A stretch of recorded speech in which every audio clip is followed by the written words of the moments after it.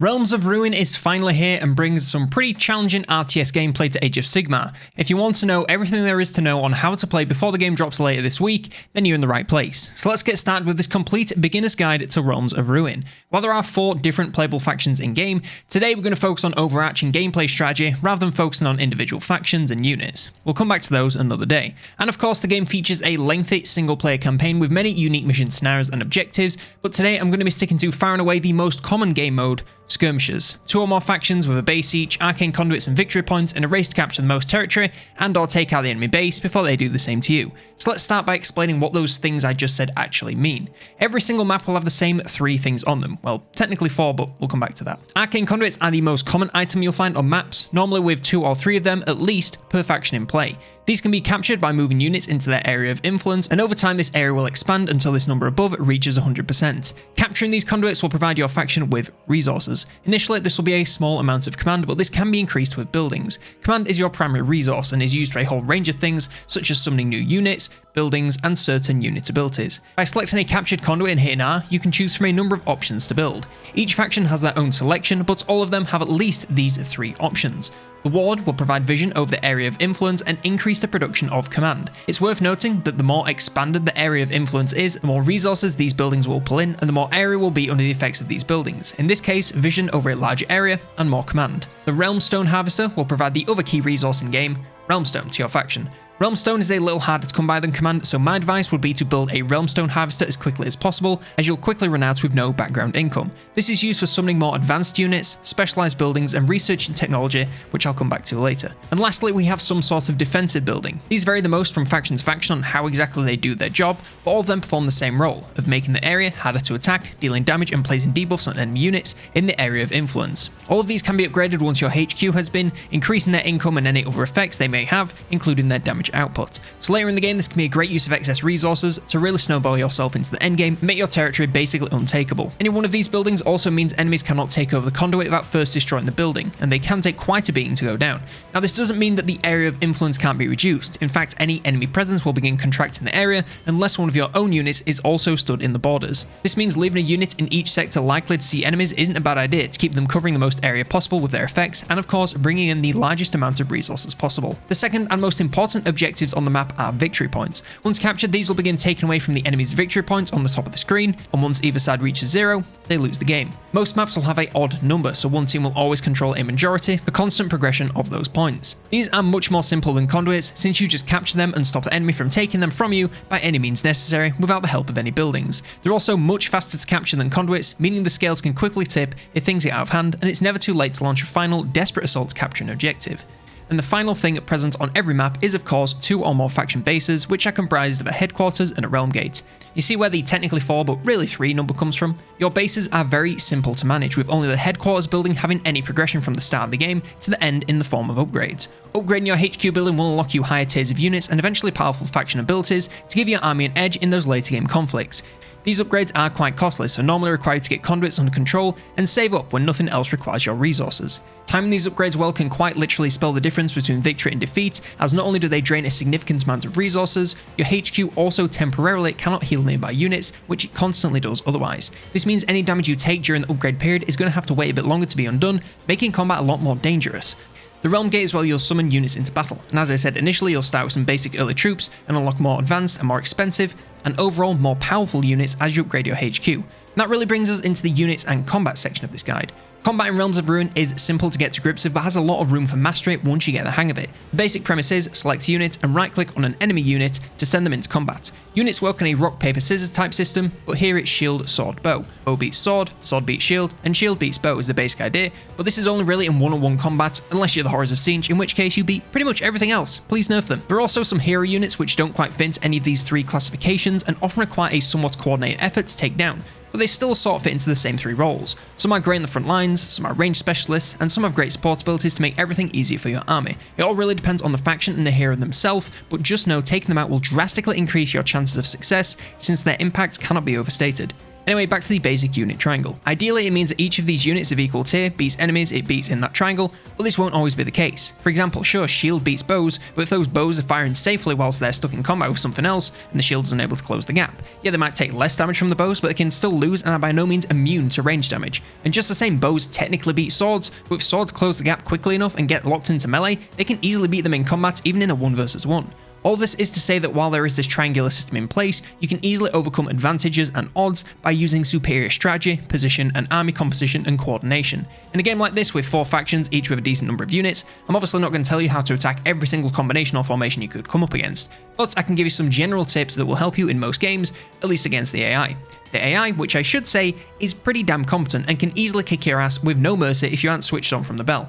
Oh, speaking of, super quick tip, battles just start with no button press, no audio cue, nothing. So don't pull out your phone when loading into a battle, as you can easily look up and already be behind. Anyway, battle tips. Always keep ranged units out of melee. I don't really feel like I need to say this since yeah, obviously, keep them out of melee and instead fire them from a range. They're literally called ranged units, but it's extremely important in game for a very particular reason. Once units get pulled into melee combat, the only way to pull them out is to use the retreat action, which sends them sprinting all the way back to your HQ to heal up.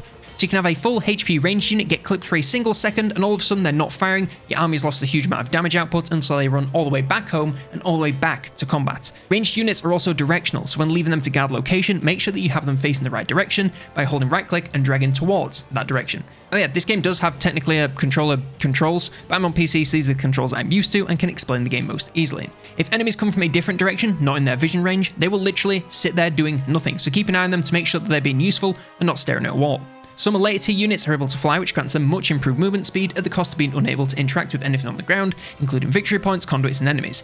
Make sure if you send them somewhere that they land to complete whatever job it is, to prevent them from at best sitting idle, and at worst getting shot to pieces because they won't land and fight. You should also use attack move as much as you use regular move. Hit F and click where you want units to go, and they'll proceed on their way, attacking any enemy units they come across en route. As I said, the only exception to this is flyers, which can sometimes get confused and attack ground troops that they spot, but aside from this, it's a great way to send units into a territory with little less micromanagement required, since they'll attack enemies rather than walk somewhere far too deep and get surrounded.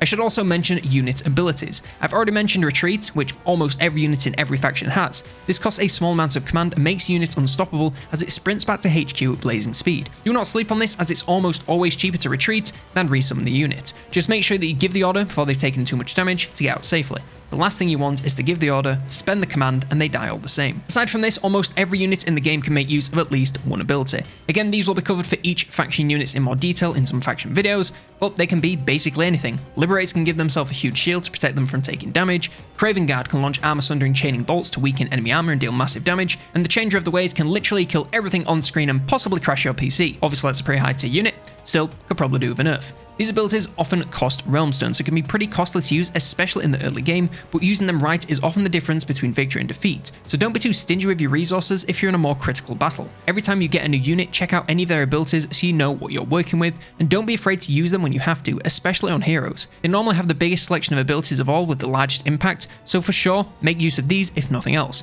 And if a unit doesn't have any abilities once recruited, chances are you can find something for them in the research menu. This is a very simple part of the game where you spend realm stone to improve your faction in a number of ways, normally by making units generally better or by unlocking them some new abilities. Try and spend realm stone here if you have it, since it is far more cost efficient to improve the units you already have than spend resources to unlock and summon more powerful elite ones. Let's finish up by going through a good strategy to start each game. As I mentioned earlier, this is all advised for playing against the AI. Players will be a lot less predictable and require you to adapt to what they're doing, so take this with a gigantic boulder of salt if you're thinking of hopping onto multiplayer. So every game you'll start with a hero and a basic melee unit, and as soon as you load in, you want to do a number of things. First of all, send your units to capture an arcane conduit each. They can split up since chances are the AI won't come to attack you just yet, so you want to maximize your expansion whilst you can. Go for those that are towards the middle of the map and objectives first, since any behind them can be cleaned up later once you have some map control. Once these orders have been given, you'll want to queue up some units for recruitment, and of course this changes per faction, but most of the time you'll have melee and ranged troops to choose from. So try and make it so you have an even mix with a slight increase in melee if you need a tiebreaker.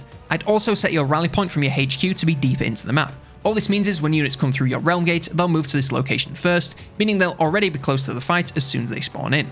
Once you've captured the points, move up towards victory points and start setting up to defend each one, ideally with a ranged and melee troop, with your hero kind of floating around wherever is needed. Get one unit to go back and secure any conduits you haven't captured yet on your side of the map, making sure they're all at 100% and ready to be built on. For build order, I'd focus on Realmstone first, preferably using your safest conduit, since the building offers no benefit other than resources, so should be the hardest to get to. I'd then build a ward or two, both for vision, on either side of the map, alongside increased command income to keep units coming as you need them. Speaking of which, keep queuing up units until you get that ratio I mentioned earlier, as you have command to spend, and don't worry about filling up your capacity early, you'll get more as you upgrade your HQ, and you can always send less units to their doom if you want to bring in something better. That being said, early on I'd focus on keeping units alive, so you can build up resources by retreating units when they get low on HP, to heal back up a HQ before sending them back to defend points. Don't be afraid to pull your defensive units out completely, even if it means losing the points. You can always recapture it for free with healthy units, but needlessly letting units die in winnable combat will only cost you. Once you've got reasonable map control and resources coming in, you'll want to steadily upgrade your HQ once you comfortably can afford to, and all this means is it won't clean you out completely should you need to summon more units or use some abilities for a few seconds. As I mentioned earlier, also make sure that a lot of units don't need healing when you start an upgrade, as this pauses the HQ healing aura, meaning units will be sat idle for the upgrade duration if you time it poorly. Each upgrade you'll want to steadily increase the tier of your army to the best units you can afford, sprinkling heroes where needed to keep the odds in your favour. Also be sure to spend Realmstone on the research tree whenever you have quite a bit spare. As I said earlier, making the units you already have better is cheaper than upgrading your HQ to unlock better ones, so it can be a great way to keep the advantage early on if you aren't quite ready for the upgrade. If things are going particularly well, you can make an attempt to take enemy territory and gain control of even more of the map, but just make sure you have a force big enough for the job, as defensive buildings can take some real work to bring down, even without backup from units. If you do manage to do this, you can actually make the game a little easier for yourself and snowball quite nicely, as the enemy has few resources to work with, you have more, so you can tighten your grip just a little bit more. And if you manage to do all of this and still have some time to kill before the victory points get you victory, then you can attempt to stake out their base and get an instant win, but be warned, this is exceptionally hard to do with bases being fairly hefty defense-wise, making even the most elite units crumble like feta cheese in mere moments. If you find yourself on the other side of this, then it can seem like all hope is lost, and sometimes it may be, but always try to fight back one piece of territory at a time, building harder defenses to keep control of riskier points, and using larger forces to hold objectives. You only need the majority of victory points to start draining points from your enemy, so if you're struggling to hold them all, focus on however many you need to be winning, and make bigger armies to maintain control of those objectives. And if enemies keep moving into your conduits area and reducing their influence, station at least one cheap fast unit in each they keep taking to halt all progress, bring in support against larger threats, or simply build and upgrade defensive structures to make them even harder to take out.